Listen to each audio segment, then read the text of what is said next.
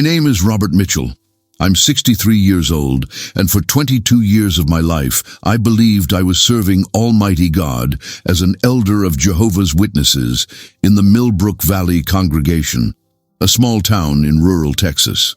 For more than 2 decades, I woke up every morning convinced that I was fulfilling a sacred mission, protecting the spiritual flock, guiding lost souls to the truth. Today, looking back, I understand that I was nothing more than a cog in a machine designed to protect an organization's reputation at any cost, even if it meant sacrificing the innocence of children and the dignity of victims. I was born in 1961 in a small farming community outside of Dallas. My parents, William and Martha Mitchell, were devout Southern Baptists who raised me with strong moral values and an unshakable belief in God. My father worked as a mechanic in the local garage, and my mother took care of our modest home and taught Sunday school at the Baptist church we attended every week. Life was simple but meaningful, filled with family prayers, community gatherings, and the certainty that we were walking the right path. Everything changed when I was 26 years old. I had just married my college sweetheart, Susan, a sweet elementary school teacher with bright blue eyes and a smile that could light up any room. We were planning our future together, dreaming of children and a life built on the foundation of faith we both shared. It was then that 2 well-dressed men knocked on our door one Saturday morning in the spring of 1987. Brother James Patterson and Brother Daniel Walsh introduced themselves as Jehovah's Witnesses and asked if we would be interested in learning the truth about God's purpose for mankind. At first, Susan and I were polite but skeptical. We already had our faith, our church, our community, but there was something compelling about the way they spoke, the confidence with which they quoted scripture, the logical way they presented their beliefs. They offered to return the following week for a Bible study, and curiosity got the better of us. Those weekly Bible studies became the most intellectually stimulating discussions I had ever experienced. Brother Patterson, a man in his 50s with graying temples and a gentle demeanor, had an encyclopedic knowledge of the Bible that impressed me deeply. He could connect prophecies from Daniel with Revelation, explain the significance of dates like 1914 and 1919, and present a vision of the future that seemed both logical and hopeful. The paradise earth, the resurrection of the dead, the end of suffering and death itself. It all made perfect sense when he explained it. Susan was initially more resistant than I was. She loved our Baptist church, the hymns we sang, the community we had built there. But gradually, the Watchtower's teachings began to answer questions that had always troubled her. Why did good people suffer? Why did God allow evil to exist? What happened to people who died without hearing the gospel? The organization seemed to have clear, Bible-based answers for everything. Within 8 months, we were attending meetings at the Kingdom Hall 3 times a week. The congregation of about 80 publishers felt like a warm, loving family. There was Sister Margaret Thompson, an elderly widow who always had homemade cookies for the children. Brother Tom Henderson ran the local hardware store and was known for his generous spirit and wise counsel. The presiding overseer, Brother Carl Davidson, was a man I deeply admired, articulate, spiritually mature, and someone who seemed to have a direct line to Jehovah God himself. Susan and I were baptized in the summer of 1988 at a circuit assembly in Houston. I still remember the feeling of coming up from that water, believing with every fiber of my being that I had just made the most important decision of my life. We had found the truth. We were part of God's organization, and we were going to live forever in a paradise earth. The future had never looked brighter. My progression within the organization was steady and rewarding. I became a ministerial servant within 2 years, then an elder after 5 years of faithful service. I gave talks from the platform, conducted Bible studies with interested ones, and served on judicial committees when congregation members needed spiritual counseling or discipline. Susan pioneered, spending 70 hours a month in the door-to-door preaching work, and we were held up as a model couple in the congregation. The responsibilities of being an elder gave me a sense of purpose I had never experienced before. I genuinely believed I was shepherding God's people, helping them navigate the challenges of life in Satan's world. When young people struggled with temptation, when married couples faced difficulties, when members of the congregation needed guidance in making important decisions, they came to me and my fellow elders for help. It was a role I took seriously, spending hours in prayer and study to make sure I gave the best possible spiritual counsel.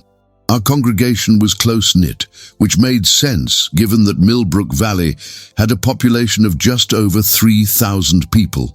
Most of the brothers and sisters had known each other for years, if not decades. The Henderson family ran the hardware store where most of us shopped. Sister Thompson had taught many of our children in the local elementary school before she retired. Brother Davidson owned a small construction company that employed several brothers from the congregation.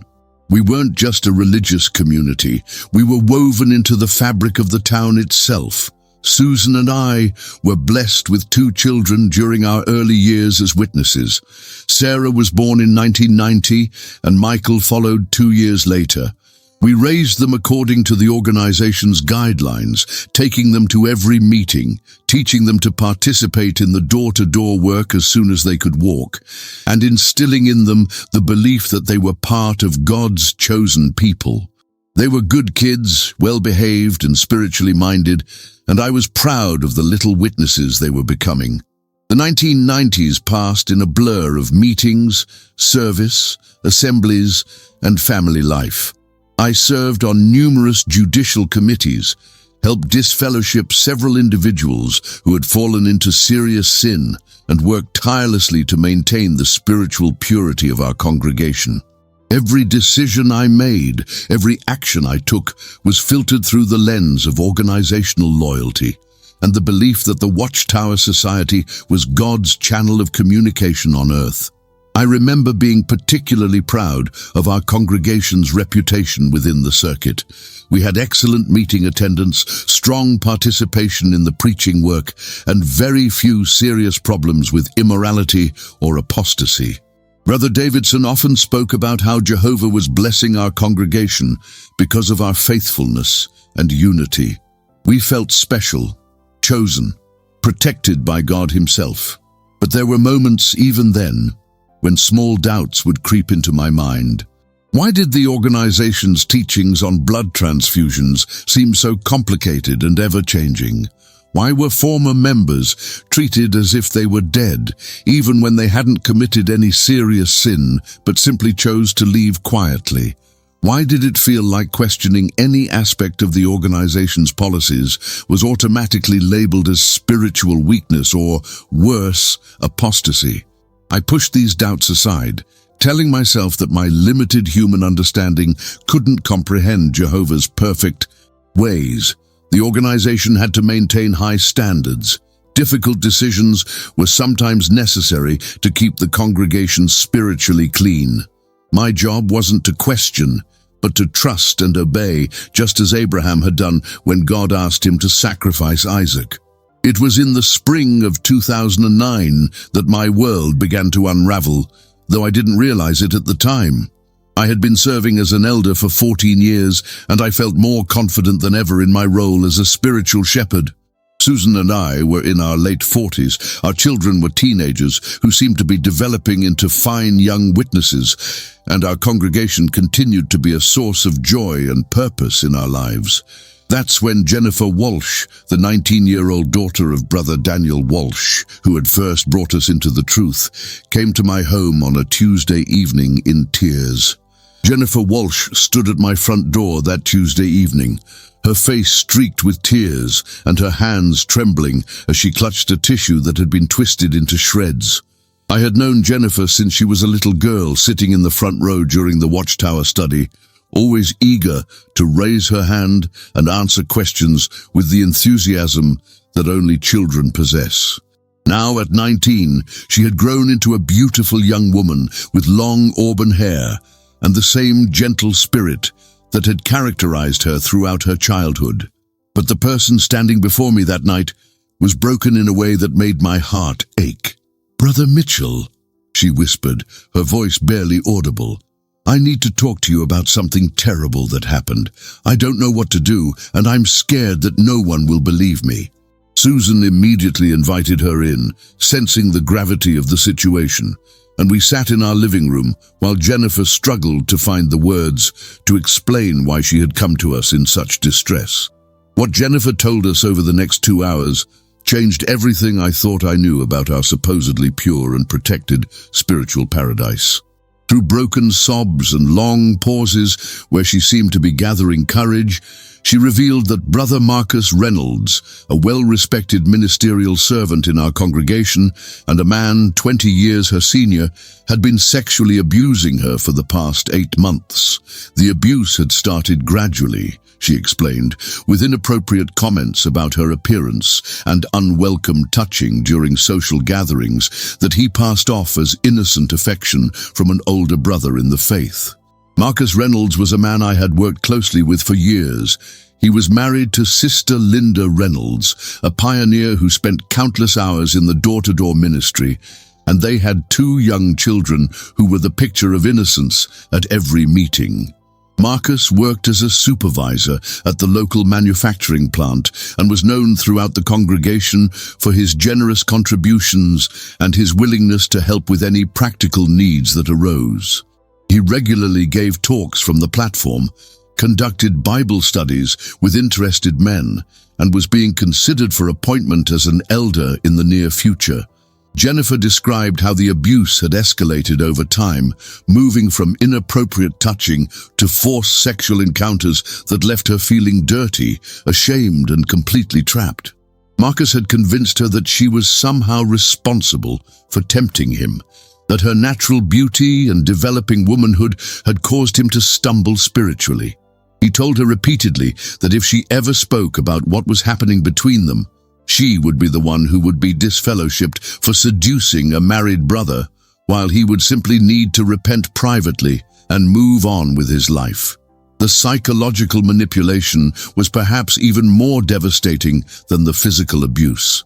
Marcus had used the organization's own teachings against Jennifer, quoting scriptures about the dangers of immoral women who lead righteous men astray, reminding her of biblical accounts where women were punished for sexual impropriety, and constantly reinforcing the idea that she was the guilty party in their twisted relationship. He had systematically destroyed her sense of self-worth and her understanding of right and wrong, leaving her convinced that she was somehow responsible for the horrible things he was doing to her. As I listened to Jennifer's heartbreaking account, I felt a rage building inside me that I had never experienced before. This innocent young woman, who should have been protected and cherished by every member of our spiritual family, had been preyed upon by someone we all trusted.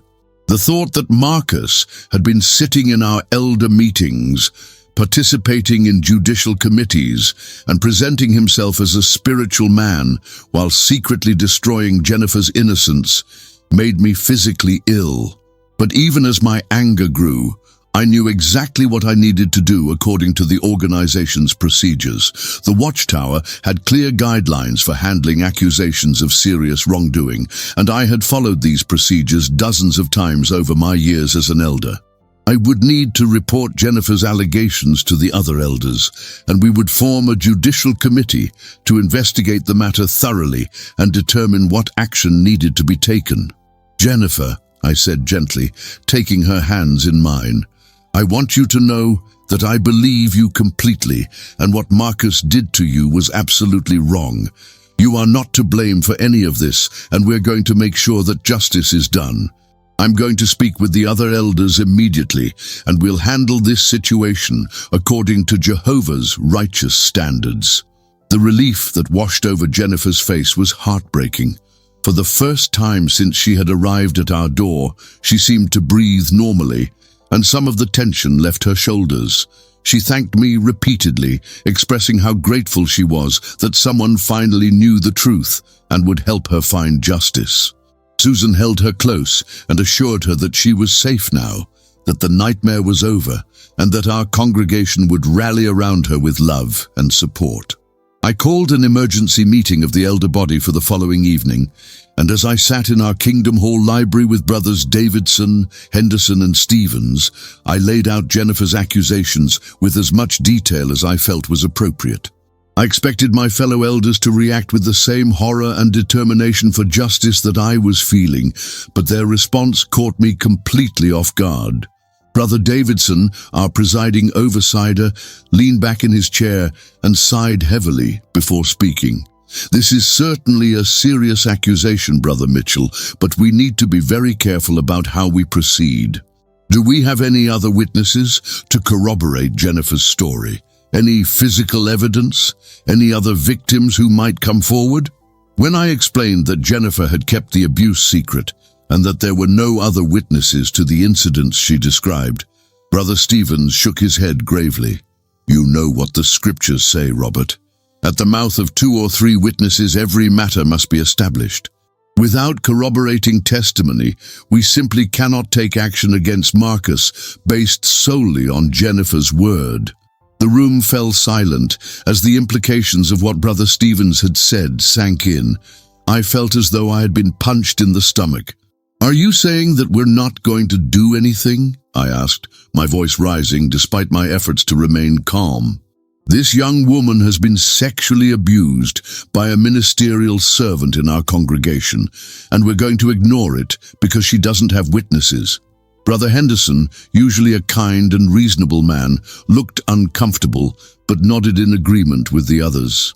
"Robert, we all feel terrible about what Jennifer claims happened to her, but we have to follow the organization's guidelines. The 2-witness rule exists to protect innocent brothers from false accusations.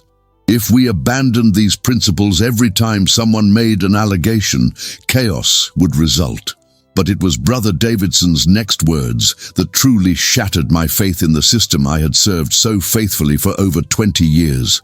"Furthermore," he said in the measured tone he used when delivering serious counsel, "we need to consider Jennifer's role in this situation. She's a beautiful young woman who has been dressing somewhat provocatively lately, and she's been spending time alone with Marcus when she should have known better. Even if something inappropriate did happen, she bears some responsibility for putting herself in a compromising position." I stared at my fellow elders in disbelief, unable to process what I was hearing. Here was a 19-year-old girl who had been systematically abused and manipulated by a man in authority, and they were suggesting that she was somehow responsible for her own victimization. The very men I had looked up to as spiritual fathers and examples of godly wisdom were more concerned about protecting the reputation of the organization than seeking justice for an innocent victim. My friends, if you've stayed with me this far through this difficult story, I want you to know how much it means to me that you're listening. Sometimes when we've been hurt by institutions we trusted, it feels like no one cares about our pain or believes our truth. But you're here, and that tells me that maybe my story can help someone else who has walked a similar path. If this resonates with you, please take a moment to hit that subscribe button. Not because I need the numbers, but because I need to know that these words are reaching hearts that understand. And please share your own experiences in the comments below. We heal together, not alone. The days following that elder meeting were among the darkest I had ever experienced as a Jehovah's Witness. I found myself unable to concentrate during personal study, struggling to deliver meaningful talks from the platform, and wrestling with questions that had never troubled me before in my 22 years of faithful service. How could the organization I believed was directed by God Himself be so callous toward a victim of sexual abuse? How could men I respected and trusted be more concerned with protecting a predator than seeking justice for Jennifer? I decided to research the organization's official policies regarding child abuse and sexual misconduct, thinking perhaps I had misunderstood something or that there might be additional guidelines that could help Jennifer's situation. What I discovered in the Watchtower publications and letters to elders made my stomach turn. The two-witness rule was indeed ironclad when it came to accusations against congregation members, even in cases involving children who were physically incapable of having witnesses to their abuse. The organization's primary concern was clearly maintaining its reputation and avoiding legal liability rather than protecting victims. Jennifer continued attending meetings, but I could see the life draining out of her week by week. She sat in the back rows now, instead of her usual front row seat, rarely participated in the question and answer portions of our studies, and avoided eye contact with anyone, especially Marcus Reynolds, who continued serving as a ministerial servant as if nothing had happened. The sight of him giving talks from the platform, knowing what I knew about his secret life, made me physically ill every time I witnessed it. During the third week after Jennifer's disclosure, she approached me after the Thursday night meeting with tears in her eyes once again. "Brother Mitchell," she whispered, "Marcus cornered me in the parking lot tonight and told me that if I ever bring up our past again, he'll make sure everyone knows what a seductive little temptress I really am. He said the elders already know that I'm trouble, and that one word from him could get me disfellowshipped for sexual immorality." The manipulation and intimidation tactics that Marcus was employing against Jennifer revealed the depth of his depravity and his confidence that the organizational structure would continue to protect him. He understood better than anyone how the system worked, how a respected ministerial servant's word would carry more weight than that of a young woman who could be easily portrayed as spiritually weak or morally compromised. I made the decision that night to go directly to Marcus Reynolds and confront him about Jennifer's accusations. Perhaps, if I approached him privately, appealed to whatever conscience he might have left, he would confess his wrongdoing and allow the judicial process to move forward appropriately. I drove to his modest two-story home on Maple Street, where I had attended numerous congregation gatherings and social events over the years, and knocked on his front door, with my heart pounding in my chest. Marcus answered the door wearing a casual polo shirt and khaki pants, looking every inch the respectable family man and congregation member that everyone believed him to be. When he saw me standing on his doorstep, his expression shifted almost imperceptibly, and I caught a glimpse of something cold and calculating in his eyes that I had never noticed before. "Robert," he said with a smile that didn't reach his eyes, "what brings you by tonight? Linda's putting the kids to bed, but come on in and we can talk in the living room." I followed him into the tastefully decorated living room where I had spent countless evenings discussing spiritual matters and enjoying Christian fellowship.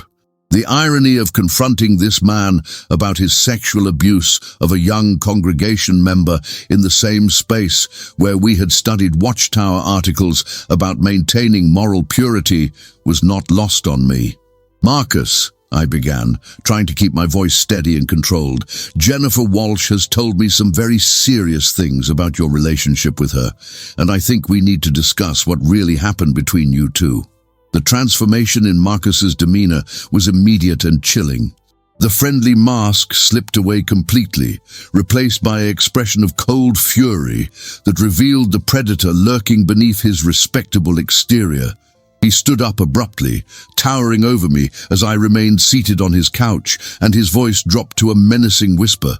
"I don't know what that little lying whore has been telling you," he hissed, "but Jennifer Walsh has been throwing herself at me for months, dressing like a slut and trying to seduce me every chance she gets. She's been fantasizing about having an affair with an older man, and now that I've rejected her advances, she's trying to destroy my reputation with false accusations." The venom in his voice as he spoke about Jennifer made my blood run cold. This was not the response of an innocent man wrongly accused, but rather the calculated attack of a predator who had been caught and was now fighting to protect himself. The ease with which he shifted the blame to Jennifer, portraying her as a seductress while painting himself as the victim of her advances, revealed that he had prepared for this conversation long before I arrived at his door. "Marcus," I said, standing up to face him directly, "I've known Jennifer since she was a little girl, and nothing about her character or behavior suggests she would fabricate something like this. I think you need to seriously consider confessing what you've done and seeking help before this situation gets worse." His laugh was bitter and mocking. "You really think anyone is going to believe her word against mine?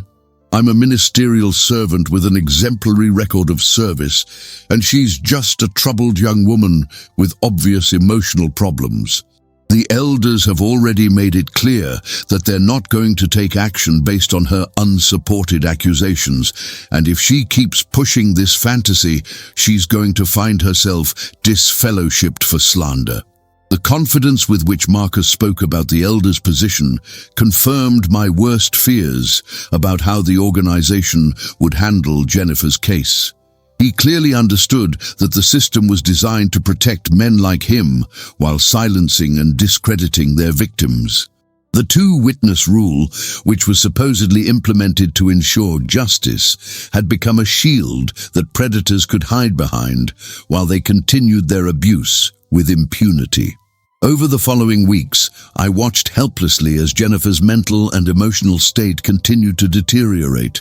She missed several meetings, and when she did attend, she looked pale and exhausted, as if she hadn't been sleeping or eating properly. Her father, Brother Daniel Walsh, approached me after one particularly difficult meeting to express his concern about his daughter's spiritual condition.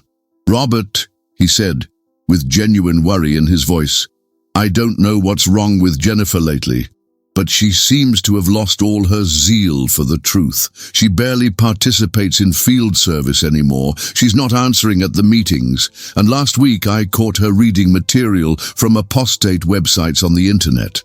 I'm afraid she might be developing doubts about the organization." The tragic irony of the situation was overwhelming. Jennifer wasn't losing faith in God or developing doubts about biblical truth. She was simply unable to reconcile the organization's claims of moral purity and divine guidance with the reality of how it treated abuse victims. Her spiritual crisis wasn't the result of weakness or rebellion, but rather the natural response of a healthy conscience to systemic corruption and injustice. I tried to provide what support I could for Jennifer without directly contradicting the elder body's decision, but my options were severely limited by the organizational structure that demanded absolute loyalty and submission to appointed authority. When I suggested that she might benefit from professional counseling to deal with her emotional struggles, I was reminded by Brother Davidson that seeking help from worldly psychologists could expose confidential congregation matters and was therefore discouraged. The breaking point came during a circuit overseer visit in late summer when Brother Timothy Harrison, a traveling representative of the organization, conducted his semi-annual review of our congregation's spiritual condition. During his private meeting with the elder body, Brother Davidson proudly reported that we had maintained our reputation for moral cleanliness and had successfully handled a recent situation involving false accusations against one of our ministerial servants. The young sister involved was clearly suffering from emotional instability, Brother Davidson explained to the circuit overseer, and we were able to help her understand that making unsupported allegations against faithful brothers is not appropriate Christian behavior. She's been much more subdued lately, which shows that our counsel was effective. Sitting in that meeting and listening to Jennifer's sexual abuse being characterized as false accusations and emotional instability, while her subsequent trauma was described as evidence of successful spiritual correction, was the moment I realized that the organization I had dedicated my life to serving was fundamentally corrupt. This wasn't an isolated incident or a case of imperfect men making honest mistakes. This was a systematic pattern of protecting abusers while silencing and blaming their victims. That night, for the first time in over 2 decades as one of Jehovah's Witnesses, I began to seriously question whether the organization could possibly be directed by a loving God who cared about justice and protected the innocent. The cognitive dissonance between what I had been taught about God's character and what I was witnessing in his supposed earthly organization was becoming impossible to ignore or rationalize away. The months following the circuit overseer's visit marked the beginning of my gradual awakening to truths I had spent 22 years desperately trying to avoid. I found myself lying awake at night, staring at the ceiling, while Susan slept peacefully beside me, wrestling with questions that felt dangerous even to think. If God's organization could so callously disregard the suffering of an innocent victim like Jennifer, what else might I have been wrong about during all these years of unquestioning devotion? I began to notice patterns of behavior and organizational policies that I had previously accepted without question, but now seemed deeply troubling when viewed through the lens of Jennifer's experience. The emphasis on protecting the organization's reputation above all else, the systematic silencing of dissent, the way difficult questions were dismissed as spiritual weakness rather than addressed with honest examination of the facts. How many other victims had suffered in silence because the two-witness rule made it impossible to seek justice? How many predators had been protected by a system that claimed to represent divine justice? Jennifer's condition continued to deteriorate throughout the fall and winter months. She had stopped participating in field service entirely, rarely answered at meetings when she bothered to attend, and had developed what appeared to be severe depression and anxiety. Her parents, Daniel and Ruth Walsh, were beside themselves with worry about their daughter's spiritual state, but they had been counseled by the elders to treat her coldness toward the organization as a spiritual sickness that required tough love rather than sympathy. During one particularly painful conversation with Brother Walsh, he confided in me his fear that Jennifer might be developing apostate tendencies. "She's been asking questions about the organization's handling of abuse cases," he said, with genuine anguish in his voice. "And she seems to have lost all respect for the elders' authority. Ruth and I are considering limiting her association with worldly people at work, thinking maybe she's being influenced by Satan's system."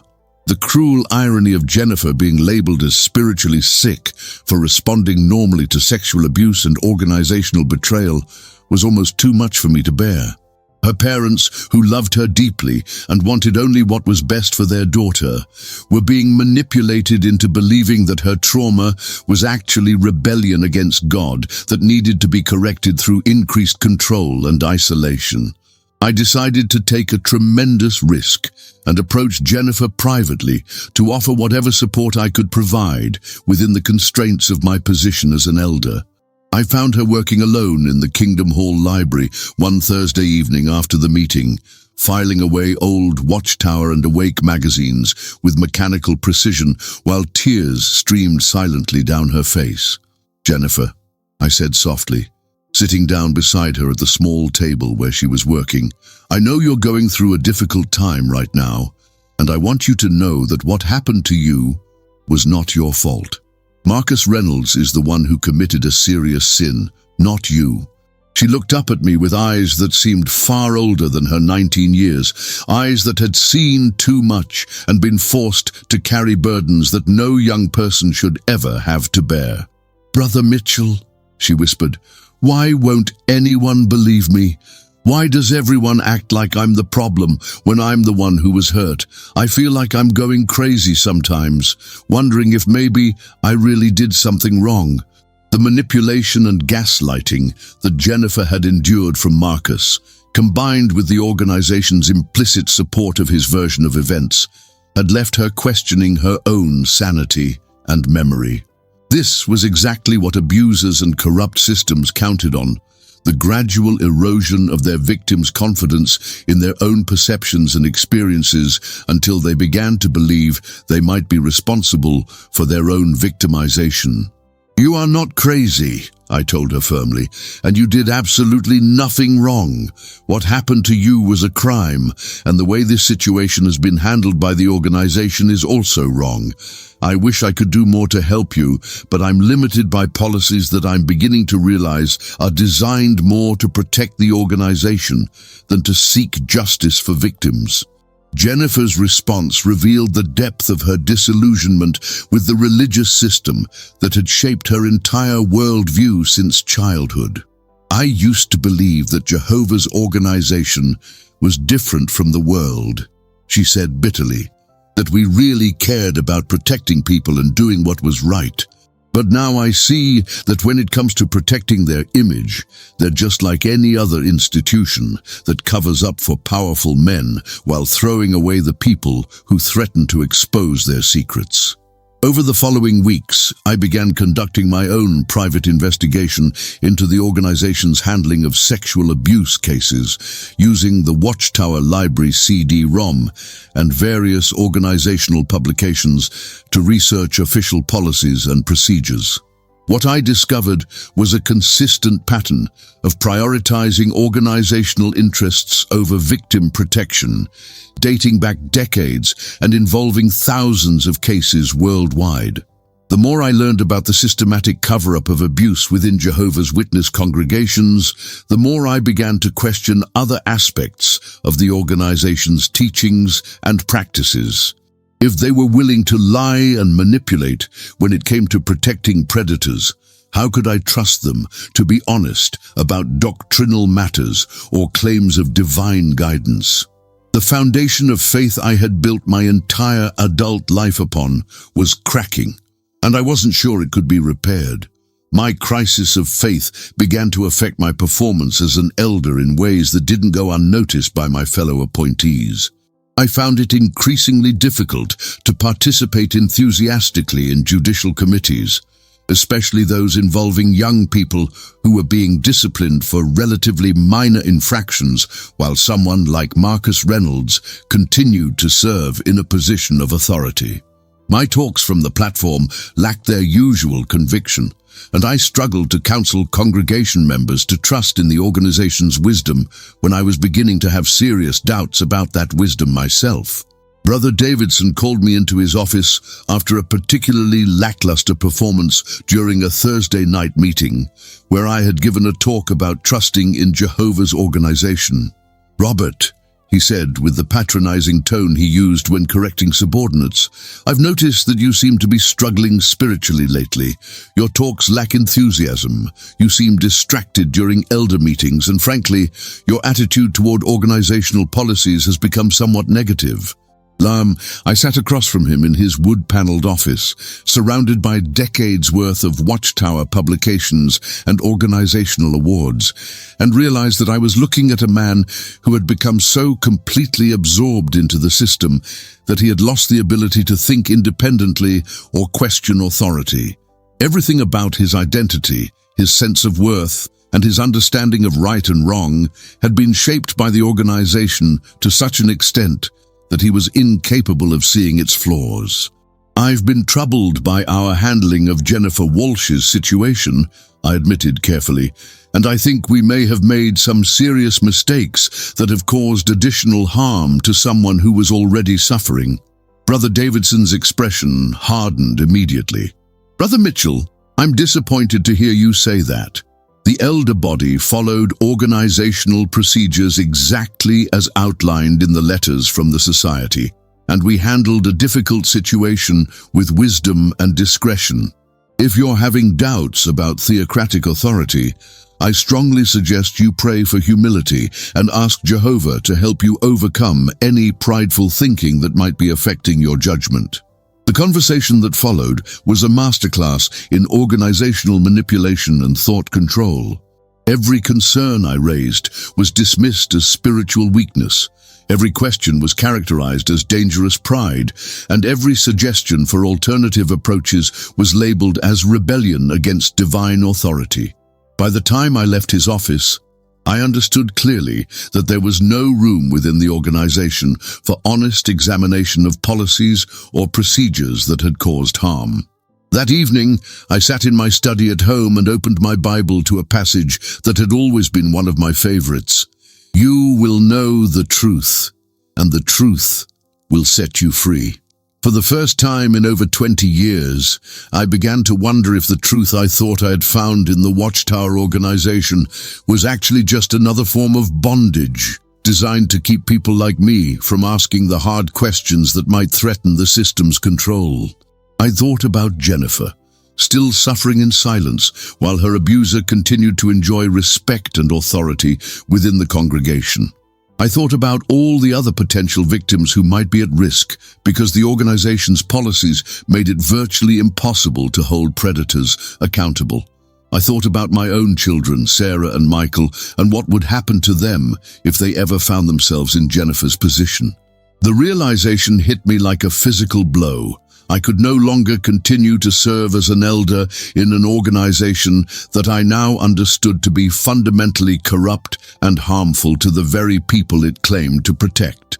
The decision to leave the organization didn't come all at once, but rather evolved through a series of painful realizations that culminated in an event that made continuing impossible. Throughout the winter of 2010, I watched Jennifer Walsh fade away, like a ghost of her former self, and by spring, she had stopped attending meetings altogether. The official explanation given to the congregation was that she was experiencing spiritual weakness and needed time to rebuild her relationship with Jehovah, but I knew the truth was far more devastating. In March 2010, I received a phone call that changed everything. It was Ruth Walsh, Jennifer's mother, and she was sobbing so hysterically that I could barely understand what she was trying to tell me. Through broken words and gasps for breath, she managed to convey that Jennifer had been found unconscious in her bedroom after taking an overdose of prescription medication. She was alive but hospitalized in critical condition, and the doctors weren't sure if she would survive. I rushed to Memorial Hospital in downtown Dallas, where I found Daniel and Ruth Walsh sitting in the waiting room, holding each other and crying as if their world had ended. When Daniel saw me approaching, he looked up with eyes that held a mixture of grief and desperate hope that somehow I might have answers or comfort that could make sense of this nightmare. "Brother Mitchell," he whispered, his voice hoarse from crying. "The doctors say she left a note. They won't let us read it yet because it's part of the investigation, but they told us it mentioned feeling like no one believed her about something terrible that happened. We don't understand what she meant. What could have been so awful that our beautiful daughter would want to end her life?" Standing in that sterile hospital corridor, surrounded by the antiseptic smell and the quiet hum of medical equipment, I faced the most difficult decision of my life. I could continue to protect the organization's secrets and let Jennifer's parents believe their daughter was simply mentally unstable, or I could tell them the truth about what had driven their child to this desperate act. The weight of 22 years of organizational loyalty warred against my conscience and my love for this suffering family. "Daniel, Ruth," I said, taking their hands in mine, "there are things about Jennifer's situation that you need to know, things that the elder body decided to keep confidential, but that might help you understand what she's been going through." Over the next hour, I told them everything. I explained about Jennifer's disclosure of sexual abuse by Marcus Reynolds, the elder body's refusal to take action due to the two-witness rule, and the way their daughter had been systematically blamed and silenced for speaking out about her victimization. I watched their expressions change from confusion to horror to rage as they realized that their daughter's spiritual crisis hadn't been caused by weakness or rebellion, but by the organization's betrayal of her trust and dignity. Ruth Walsh's reaction was immediate and fierce. "You mean to tell me," she said, her voice rising to a near shout, "that Marcus Reynolds has been raping our daughter for months, and instead of protecting her, you elders decided to protect him? You let us think she was spiritually sick when she was actually being destroyed by that monster." Daniel's response was quieter, but perhaps even more devastating. He simply stared at me for a long moment, then said, "Robert, I trusted you with my daughter's spiritual welfare. I trusted this organization with my family's lives. How could you all let this happen?" The confrontation that followed was unlike anything I had ever experienced in my decades as a Jehovah's Witness. Daniel and Ruth Walsh demanded an immediate meeting with the entire elder body, and when Brother Davidson tried to discourage them from pursuing the matter, Daniel threatened to contact the police and the local news media if the congregation didn't take action against Marcus Reynolds within 24 hours. The emergency elder meeting that night was a study in organizational damage control. Brother Davidson opened the discussion by expressing sympathy for the Walsh family's situation while emphasizing the need to handle the matter discreetly to avoid bringing reproach on Jehovah's name.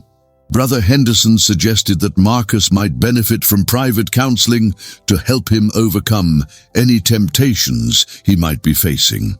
Brother Stevens recommended that the Walsh family be encouraged to focus on Jennifer's recovery rather than pursuing what he called vengeful actions against a fellow believer. I listened to my fellow elders discuss Jennifer's sexual abuse as if it were a minor interpersonal conflict that could be resolved through prayer and forgiveness, and I realized that I was witnessing the moral bankruptcy of a system that I had devoted my entire adult life to serving. These men weren't evil monsters. They were ordinary people who had become so thoroughly indoctrinated by organizational thinking that they had lost the ability to respond appropriately to obvious injustice. "Brothers," I said, standing up and looking each of them in the eye, "I cannot and will not continue to participate in this cover-up. Jennifer Walsh was sexually abused by Marcus Reynolds, and our response has been to protect her abuser while destroying her faith and her mental health. This isn't just a mistake in judgment. This is a fundamental corruption of everything we claim to believe about justice and protecting the innocent." The reaction to my statement was swift and predictable. Brother Davidson accused me of letting emotions cloud my judgment and allowing worldly thinking to influence my perspective on theocratic procedures. Brother Henderson expressed disappointment that I would prioritize the accusations of one troubled young woman over the unity and reputation of God's organization. Brother Stephen suggested that I might be experiencing a spiritual crisis that required immediate attention and possible removal from my position as an elder. That night, I went home and had the most difficult conversation of my marriage with Susan. I explained everything that had happened with Jennifer, my growing doubts about the organization's truthfulness and moral integrity, and my decision that I could no longer continue serving as an elder or possibly even as one of Jehovah's Witnesses. Susan listened in stunned silence as I dismantled the religious framework that had governed our lives for over 20 years. "Robert," she said finally, tears streaming down her face, "are you really willing to throw away everything we've built together, our entire community, our children's future, our hope of eternal life, because of one situation that maybe could have been handled better?" Her question revealed the depth of the psychological investment that long-term Jehovah's Witnesses have in maintaining their beliefs, even when confronted with evidence of serious problems. To admit that the organization was fundamentally flawed would mean acknowledging that decades of sacrifice, dedication, and life-shaping decisions had been based on false premises. For many people, that level of cognitive restructuring is simply too painful to contemplate. Over the following weeks, word of my rebellion against the elder body's handling of Jennifer's case spread throughout the congregation, and I found myself increasingly isolated from people who had been close friends for decades. Brothers who had previously sought my counsel and companionship began avoiding me at meetings. Sisters who had always greeted me warmly after talks now looked through me as if I didn't exist. My own children, Sarah and Michael, came home from meetings asking why other young people were saying their father was becoming an apostate. The breaking point came when Marcus Reynolds approached me in the Kingdom Hall parking lot after a Sunday meeting and delivered what he clearly intended as a final warning. "Robert, he said with the same cold smile I'd seen in his living room months earlier. "I hear you've been saying some pretty serious things about me to people in the congregation. I think you need to be very careful about spreading lies that could damage my reputation and my family's happiness."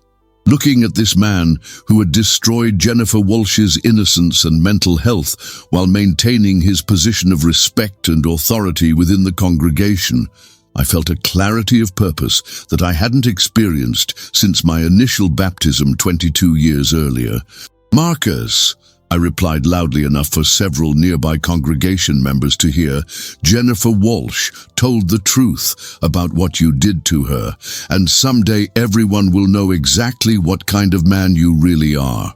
The judicial committee that was formed to address my rebellious attitude and slanderous accusations met 3 times over the course of 2 weeks.